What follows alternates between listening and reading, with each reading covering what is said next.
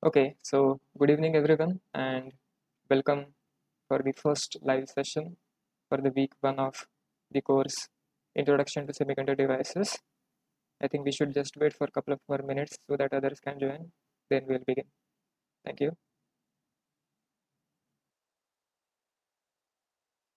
Okay, so I think just a moment. Okay, I think this is the good moment to start. Everyone else will join simultaneously. So once again, I welcome you all for the first live session for the week 1 for the NPTEL course Introduction to Semiconductor Devices. Someone wants to join?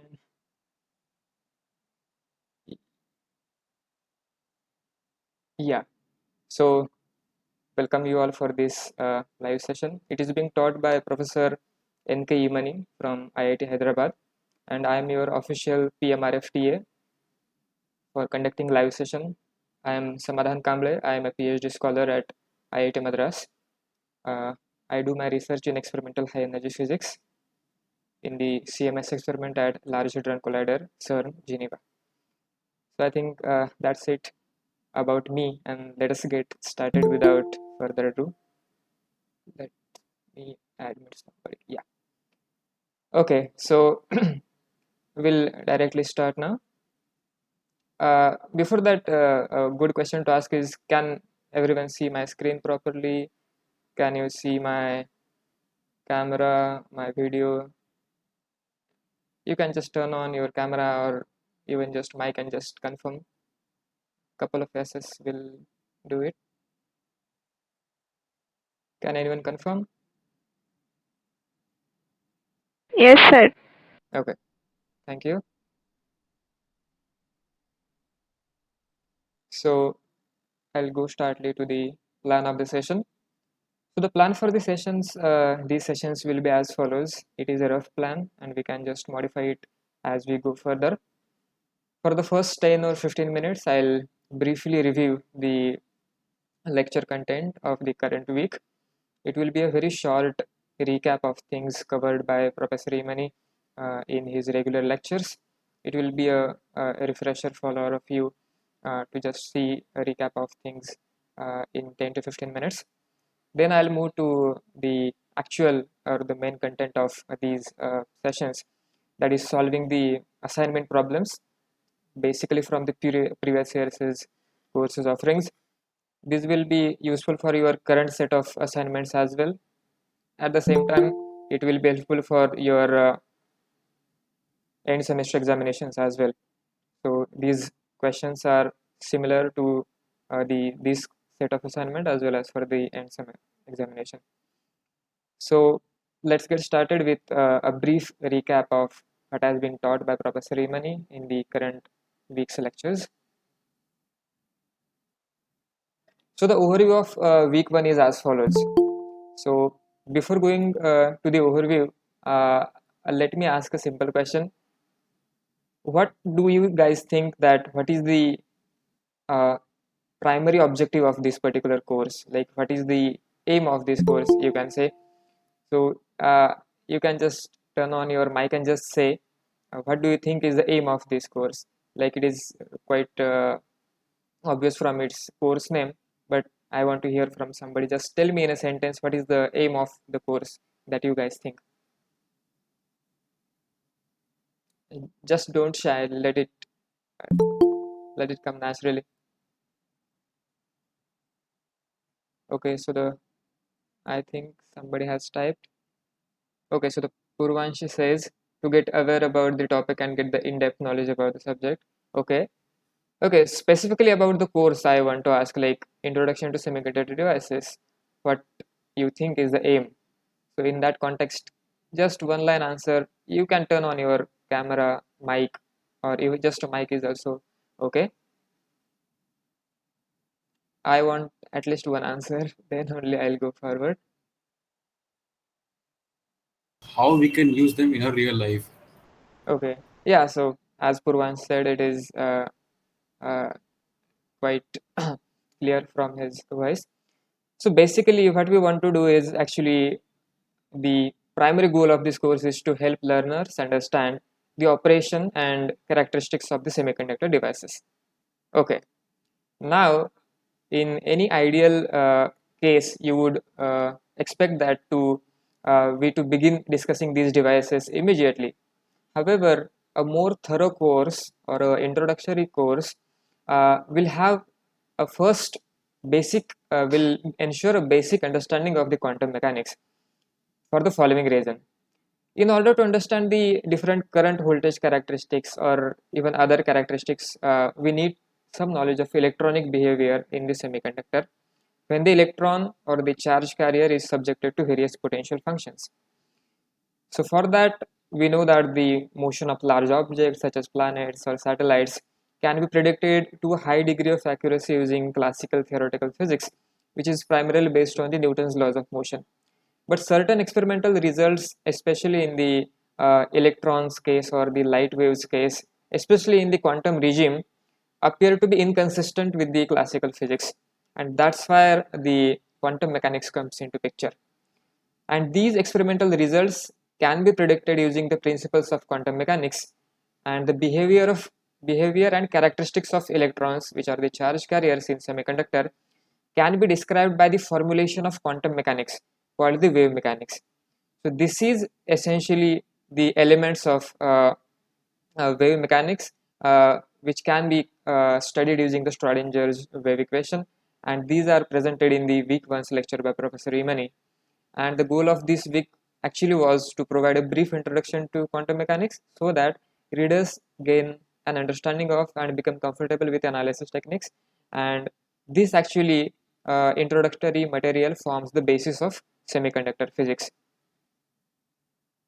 So what the main contents are these, like the basic principles of quantum mechanics, especially which are directly applied to the semiconductor devices physics, especially the wave mechanics and how the Schrodinger wave equation comes into picture, and then how different potential scenarios can be solved using Schrodinger's wave equation, so that fundamental properties of electronic behavior in crystal can be understood. Let me admit someone. Yes. Okay. So I'll briefly go through the contents. So first of all is the de Broglie wavelength. So the de Broglie hypothesis says that to every matter particle which is moving with some momentum p is associated with a wave which has wavelength of given by h over p. Also, the energy of electron is given by p square by twice m naught, where m naught is its rest mass. Also, the energy of photon is given by h nu, which is hc by lambda, is actually the momentum. So energy of photon is simply p times c. Going to the next slide, a quick review is continued. We consider the one-dimensional potential box, which is of width L. So if you consider an infinite potential well,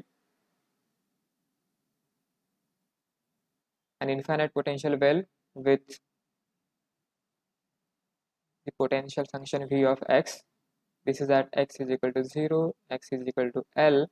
So in between these boundaries lies a potential well, and electron is actually free to move in between these boundary, and it cannot escape this particular well because the potential is infinite there. So it needs infinite amount of energy to that cross that particular potential. So using the Schrodinger's wave equation, we can write the equation for this particular electron. We can write its energy in nth state. There are different excited states available. So nth state energy is given by n square h square by 8ml square, which can simply be written as n square pi square h cross square by twice ml square, where n is the energy state, pi we know, h cross is the Planck's constant, m is the mass of the electron, and L is actually the length of the potential well. So using this equation, we can also say that the difference in the energy levels, say for final state as well as the initial state, that difference delta E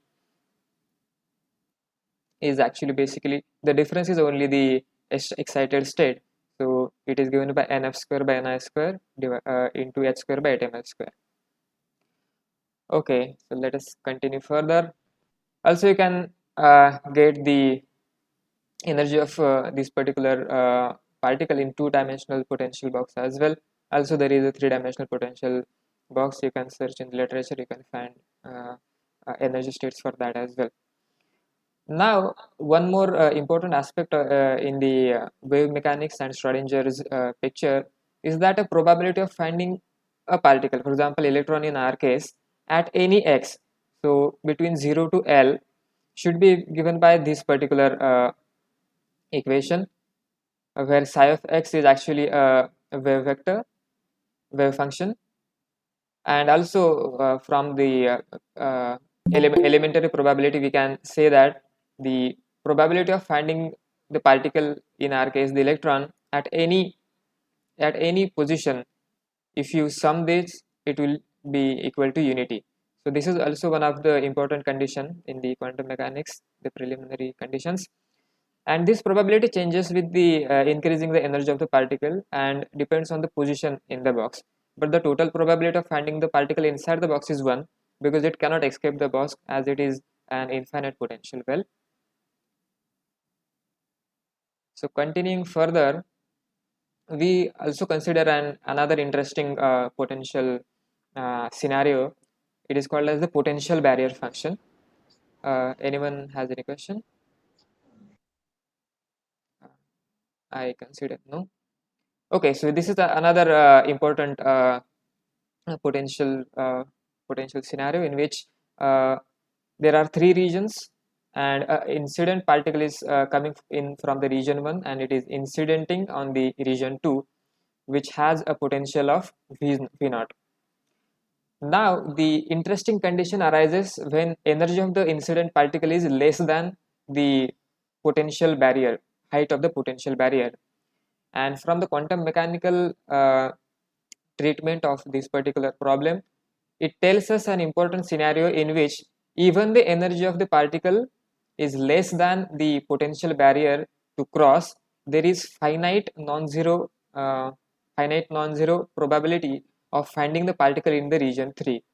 So if a particle, let's say an electron, is impinged from this side, it will decay, but it will have a finite probability of finding itself in the region 3. So this is actually a quantum mechanical phenomenon not observed in the classical picture, but it is actually a quite important feature called as the tunneling, a quantum mechanical tunneling, and it is crucial phenomena in modern MOSFETs like metal oxide, semiconductor field effect transistors, and as well as tunnel diodes and so on. So we will see it in the later part of the course, but this is also an important point to remember. So again, just considering the energy which is less than v naught, the probability of transmission is given by this particular equation, and it is dependent as usual, as like quite obvious, on the difference between the potential barrier height and the energy of the incident particle. The less the difference, the more the probability of particle being found on the third region of our potential case. So you will see in one of the examples in the next slides to come that the probability appears to be a quite small number, but the important thing to note is it is non-zero, and if a large number of particles impinge on the potential barrier, a significant number of particles can penetrate the barrier. So it is actually a statistical so we need to consider a statistical picture, not just the smallness of the number. So you will see in the problems that I'll solve later on that this actually is quite significant, and it is actually used in different applications. We will see it in the coming weeks of the course. So till now, can anyone confirm you could see me well, hear me well, see my screen well?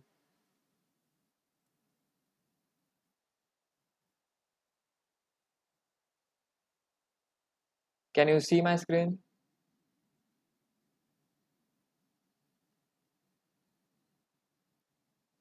Can anyone just confirm?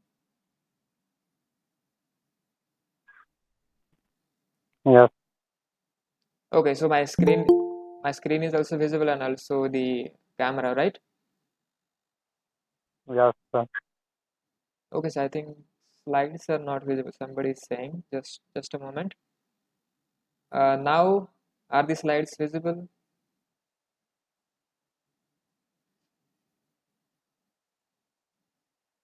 Can anyone confirm? Slides visible, everything? Yes, sir. Okay, so I think we would directly go now to the, yeah, I think it is again visible now. Okay, so we saw question 1 where we saw the answer. Now coming to the question 2. The question 2 is as following. The momentum of a 1 electron volt photon is in terms of kilogram meter per second is. So the, as usual, in the, if you see the equation number here, the energy of a photon is given by this particular equation. So if you just put the equation in the picture, so E is equal to hc by lambda, which is equal to h nu is the frequency. In terms of the momentum, E is equal to pc. So for photon, this we are considering. So therefore E gamma is actually equal to, the momentum is given as, I'm sorry, I mean the energy is given, so we need to calculate the momentum. So momentum is E gamma over c. Therefore P is equal to E gamma is 1 electron volt, that is 1.1 times 1.6 times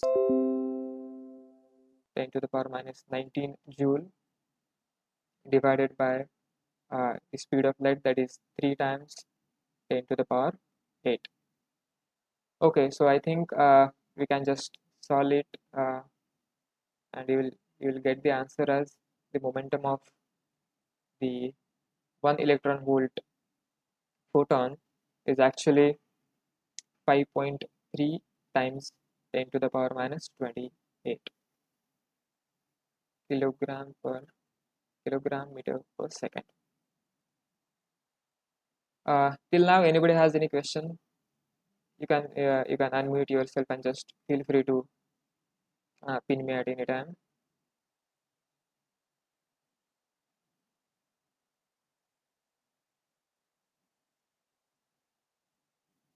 Okay, so I think there are no questions, so I'll move forward.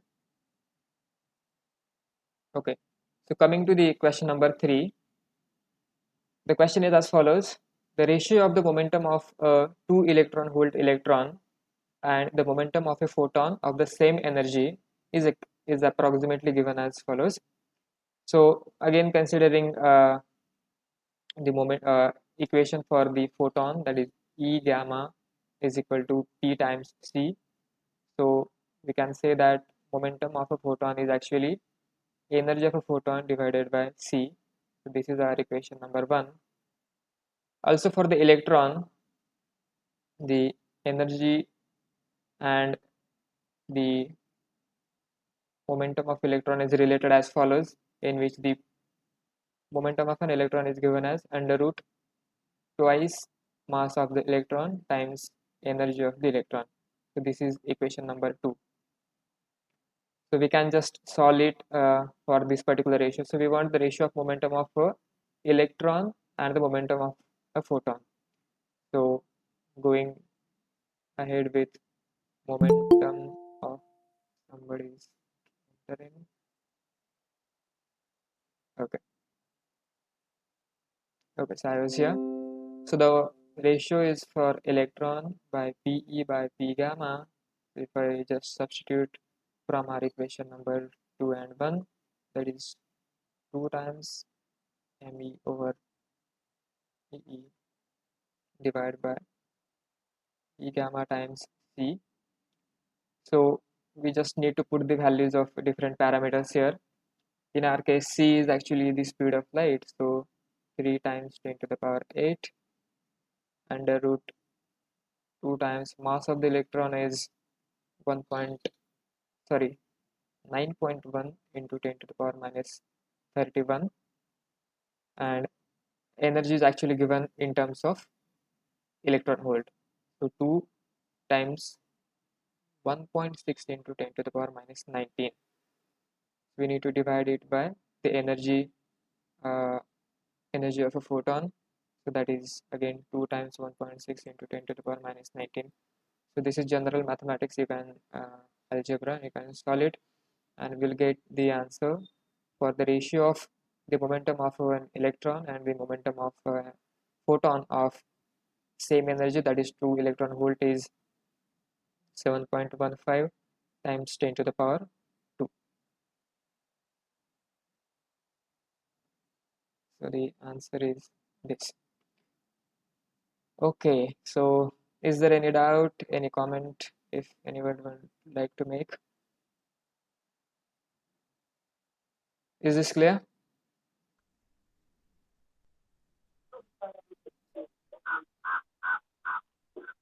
Yeah, can anyone just confirm?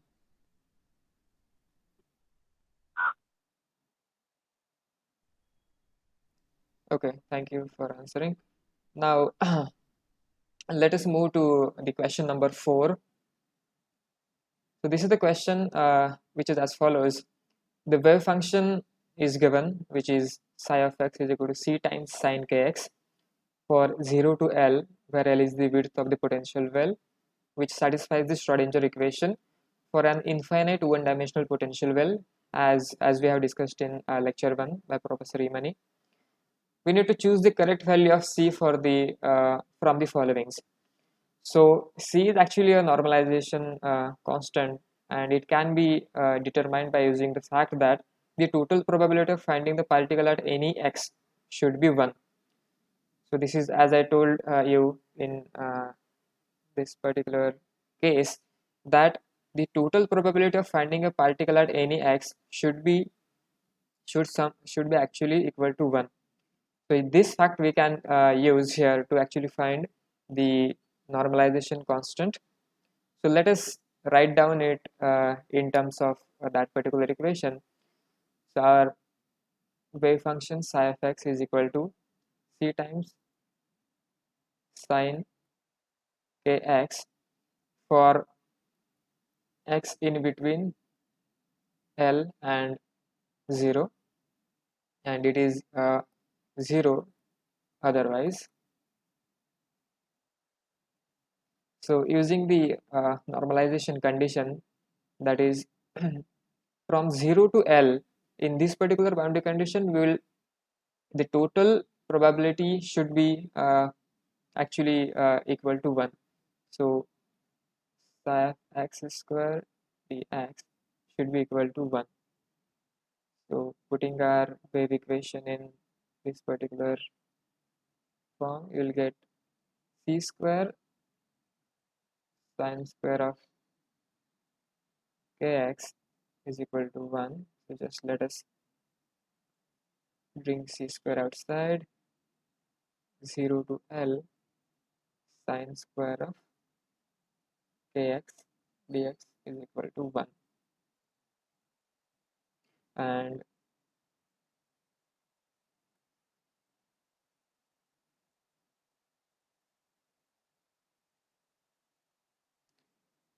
so the integration is elementary integration. I think it will give us directly L over 2, which is equal to 1.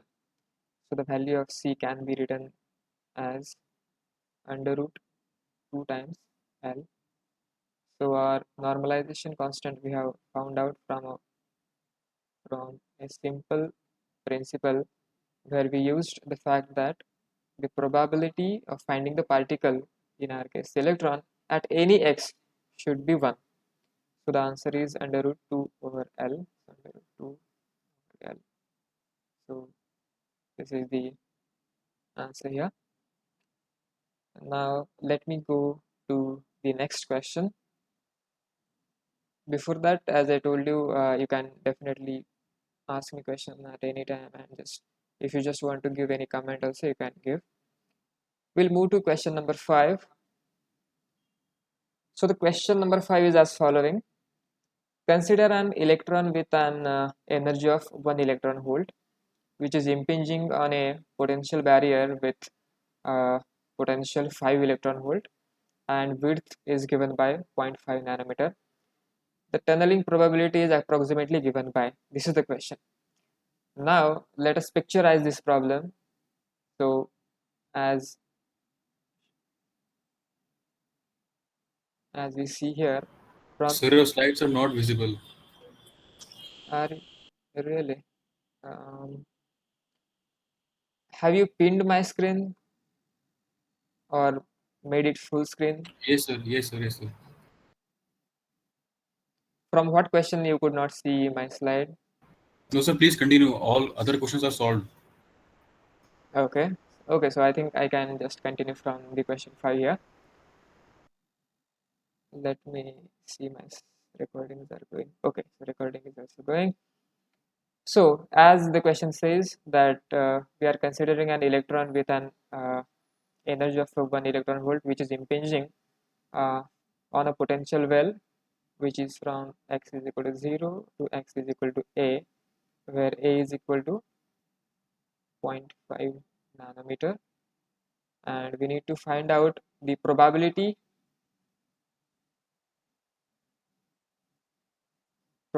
in which the P naught is actually 5 electron volt. So we want to find out the probability of this particular electron to penetrate this region, to tunnel and found itself in this particular region. So again, from using a simple equations as we have seen in the potential barrier case. So this is the simple equation in which the transmission probability is given, which is in terms of the energy of the incident particle and the potential barrier height. So T is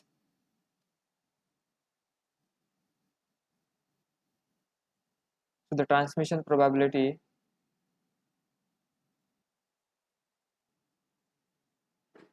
Okay, so we can continue with the transmission probability, which is roughly given as 16 times E over V naught times 1 minus E over V naught times exponential of minus twice Ka. So here E is actually the energy of the incident electron, V naught is the height of the potential barrier, and K is the wave vector.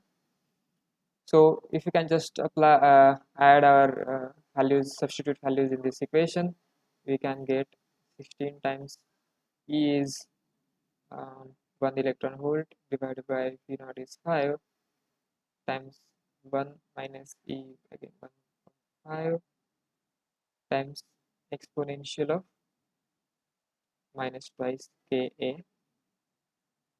Before that, we can find equation for K, our wave vector, which is also equal to under root twice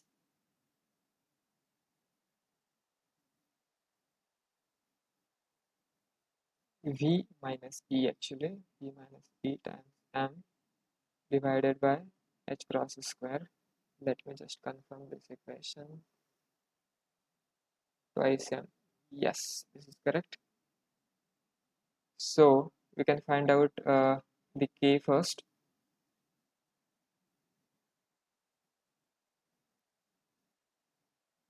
Something is issue with triangle again.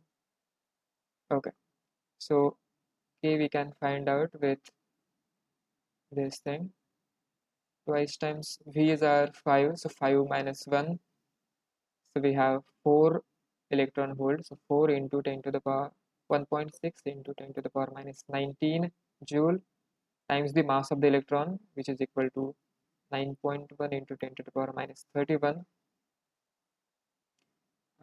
divided by the Planck's reduced Planck's constant, that is 1.05 times 10 to the power minus 34 its square. So if you put if you just do the algebra here, and if you put the value in this particular equation, we can get the value of the transmission probability is actually 9.2 times 10 to the power minus 5. As we discussed in the previous slides, that this probability seems to be quite a small number, like it is very close to zero, but still it is not zero, and still it is a finite non-zero value.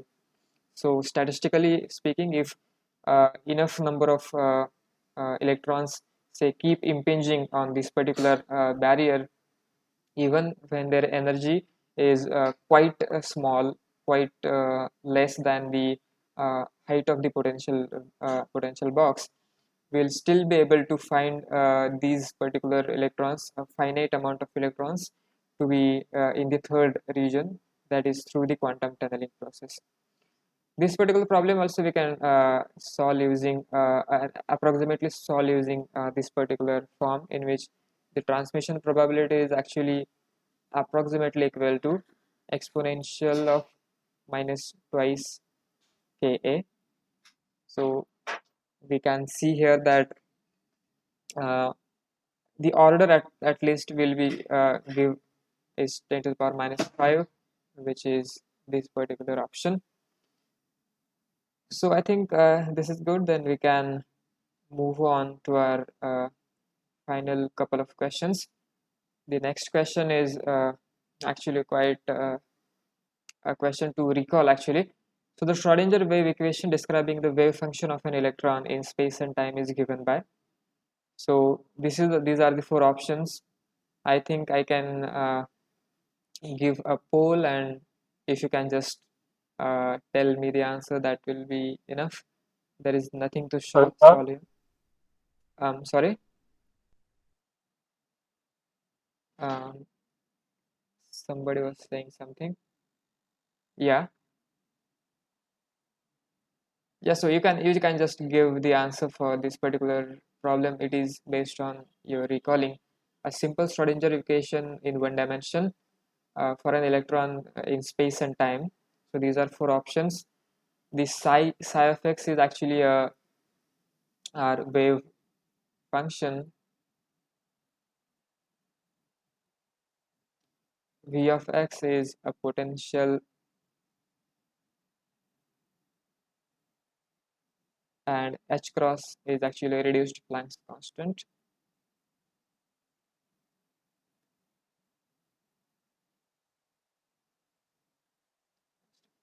Okay, so yeah, as I asked, can anyone just tell me the answer? There are four options.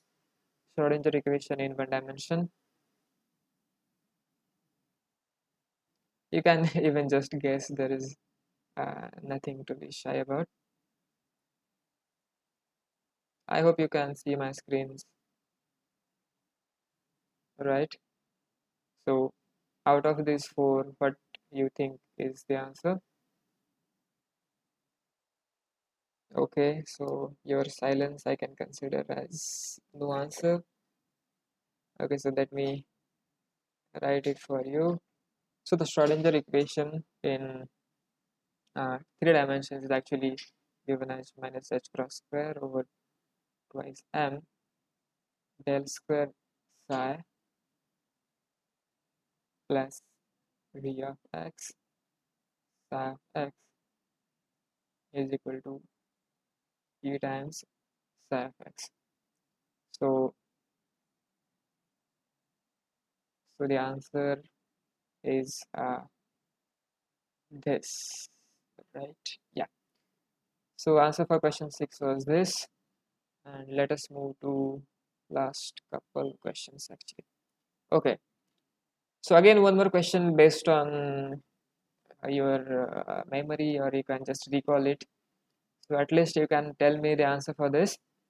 Heisenberg's uncertainty principle is given by which of the following options, where delta x is actually the change in position or the uncertainty in position, and delta p is actually the uncertainty in the corresponding coordinates momentum, where h cross is again a reduced Planck's constant. So can anyone Can anyone just tell me the answer? Okay, so the question you got option, I think Purvansh Mishra is saying option A. Jivita saying option C. Can anyone else give another couple of options so that we'll have nice distribution? I see. Okay, so the Purvansh is saying option A was for previous one. Okay, for this one also you can, if you want, you can give the answer. This is based on just to recall.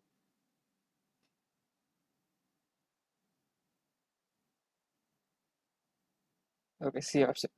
Okay, so I think this was quite simple. So the Heisenberg's uncertainty principle for the position and the momentum. The important thing is to notice the momentum is in this particular coordinate only, is less than or more than or equal to h cross over 2. So so it actually tells us that we cannot determine simultaneously the position as well as the momentum of the particle, especially the quantum mechanical particle, simultaneously with arbitrary accuracy. So this is a threshold condition. There are a couple of other Heisenberg uncertainty principle relations also. So one I would write and one I'll leave it to you. So another is the energy time uncertainty relationship, in which the delta E times delta T is actually more than or equal to h cross over 2. So it again tells you that the uncertainty product of the uncertainty of energy and lifetime has to be more than or equal to h cross over 2. So also its implication in other fields like such as the particle physics is that we can have virtual particles which will have higher energies which seem to violate the conservation of energy and momentum, but provided that this particular particle lives stays for a very short amount of time, delta t. So this is quite an important principle there as well. So we'll move to the last question, question number 8. So the question is as follows: an electron is confined in a one-dimensional potential box of width 20 nanometer and we need to calculate the approximately the energy in MeV of the emitted particle when it makes transition from the second excited state to the ground state. So for the particle in one-dimensional potential box, we know the energy eigen value En, which is equal to n square pi square h cross square by twice ml square, in which n actually is the quantum number, the quantum state in which the particle is, h cross again the reduced Planck's constant 1.05 times 10 to the power minus 34 in units. M is the mass of the particle here. Mass of the particle is 9.1 times 10 to the power minus 31 kg, and L is the width of the potential box. So in our case, the width is 20 nanometer. Now the particle is actually making a transition uh, from n is equal to 3 state, which is an excited state, to an n is equal to 1 state, that is ground state. So we can write nf is equal to 3 and ni is equal to 3 and nf is equal to 1. So the final state is 1, initial state was 3. So considering this particular equation here, we can just calculate the amount of energy, it is the difference in the energy. So let us write down this particular equation.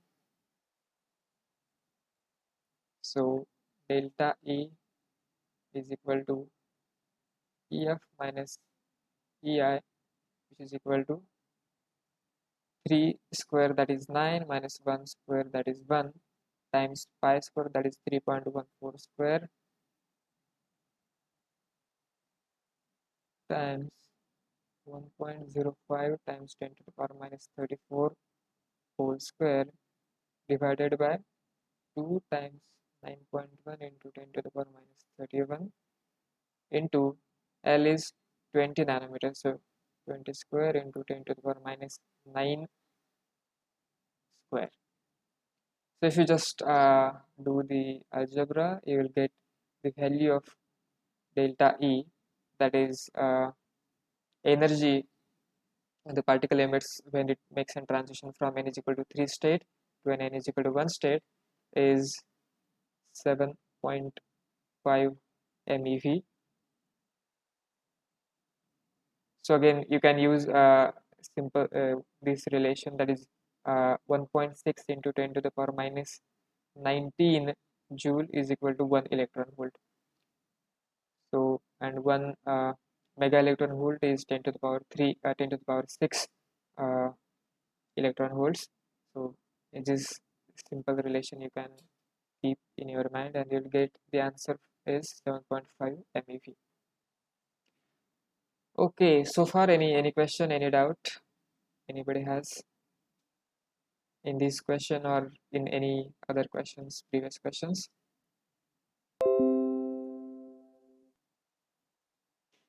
Was this clear?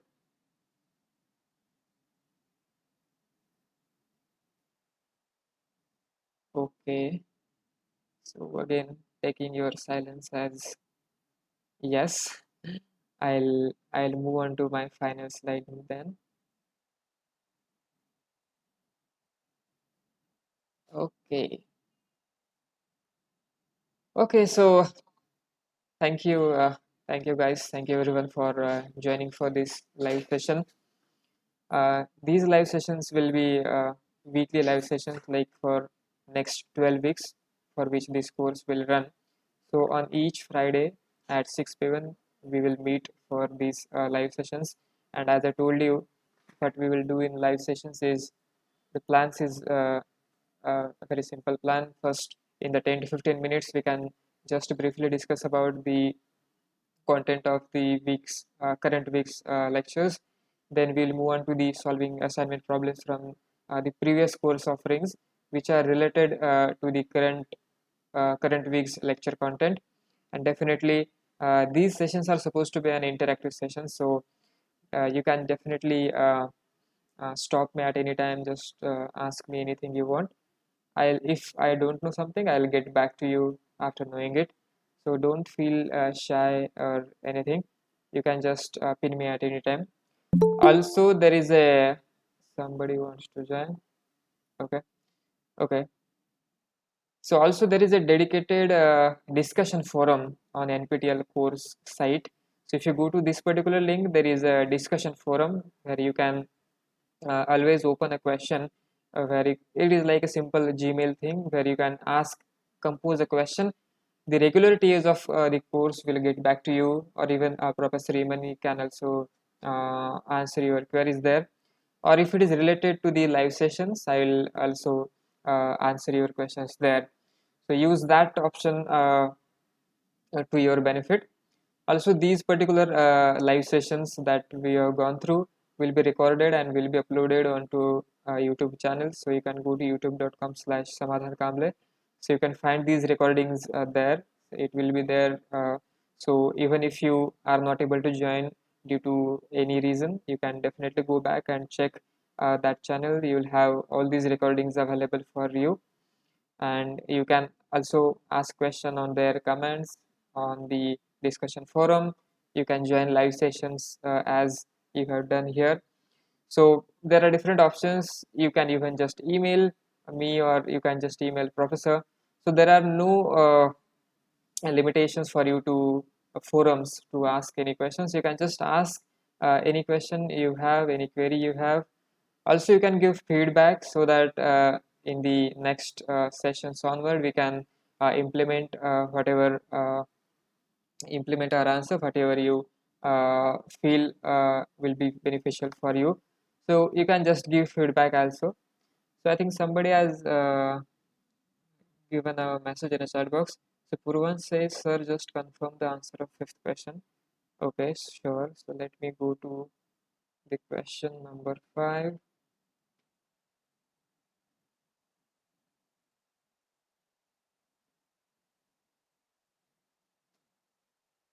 This is the question, right?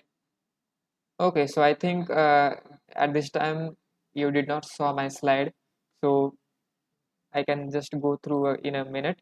So the transmission probability is we wanted to determine. So the transmission probability is given by this particular equation, which depends upon the energy of the incident particle, the height of the potential barrier, and the wave vector, which also depends on the mass of the particle as well.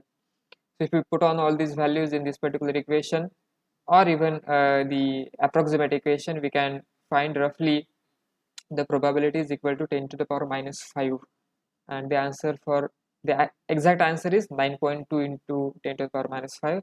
But even if you just use the approximate relation, you will get the order correct. So among the different options, we have 9.2 into 10 to the power minus 5 as our correct answer.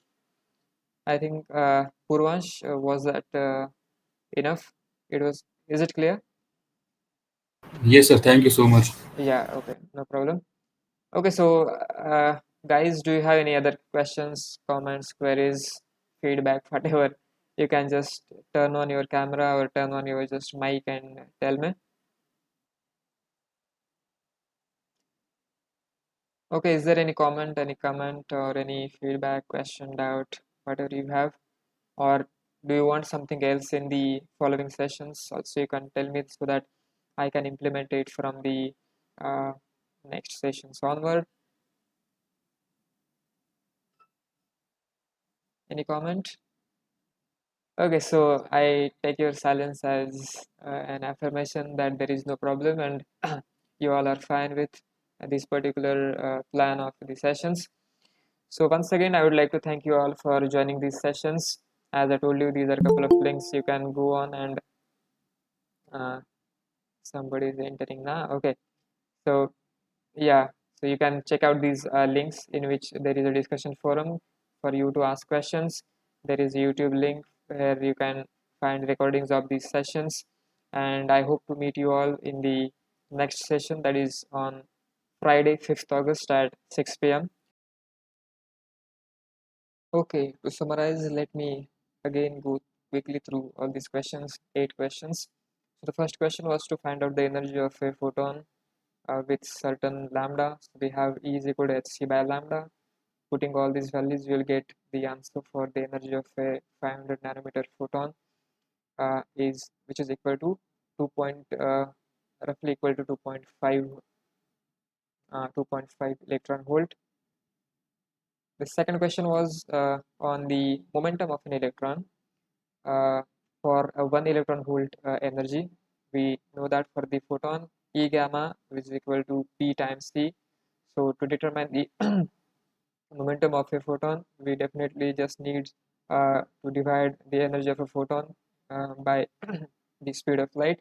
So just again using the elementary algebra, we can find the photons momenta to be 5.3 times 10 to the power minus 28 kilogram meter per second. So I think this, yeah, there you go. Question 3 was actually to determine the ratio of the momentum of a 2 electron volt electron and the momentum of a photon which had the same energy. So again using a couple of relations, first is the photon's momentum given by energy of photon divided by speed of light. Momentum of electron is given by square root of 2 times mass of electron times energy of electron. If you just put all these values and all these values in these two equations, you will get the ratio as 7.15 times 10 to the power 2. So we can see that the momentum of electron is actually a order of 2 larger than the momentum of a photon, owing to its non-zero mass. Going to question number 4, we wanted to determine the normalization constant C, where we used a simple relation in which the probability of finding the particle at any x is equal to 1. So we just use a simple integration to find out the value of c, which is equal to under root 2 times L. So our normalized wave function becomes psi of x is equal to under root 2 by L sine of kx. Okay, so going to question number 5, it was to determine the penetration probability. We used this particular equation, which is dependent upon the energy of incident electron as well as the potential barrier height, and we found out a non-zero probability for the transmission of an electron even its energy was lesser than the potential barrier height. Going to question number 6, a recap. This question is a recalling question where a Schrodinger wave equation in the one dimension was asked. So it is given by minus h cross square by twice m del square psi of x plus phi of x psi of x is equal to e times psi of x.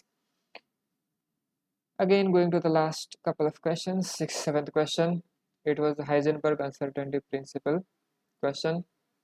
So for the delta x, which is the uncertainty in the position, and delta px, which is the uncertainty in the momentum in the x direction. So this relation has a threshold value given by h cross by 2. Also, the last question is as follows. So the last question asked was to determine the energy of an emitted particle when it makes a transition from the second excited state, that is n is equal to 3, to the ground state, that is n is equal to 1. So we used a simple energy eigenvalue for an electron in the one-dimensional potential box, where n is the quantum state, h cross is the reduced Planck's constant, m is the mass of the electron, and L is the width of the potential box. So using this particular relation, we found out delta E, that is EF minus EI, using all these values as 7.5 MeV. So this was a quick recap of these questions. I hope you all followed it well, and thank you again for joining, and I hope to see you all in the next session, the session number 2 at 6 p.m. on Friday, 5th August. Thank you so much again.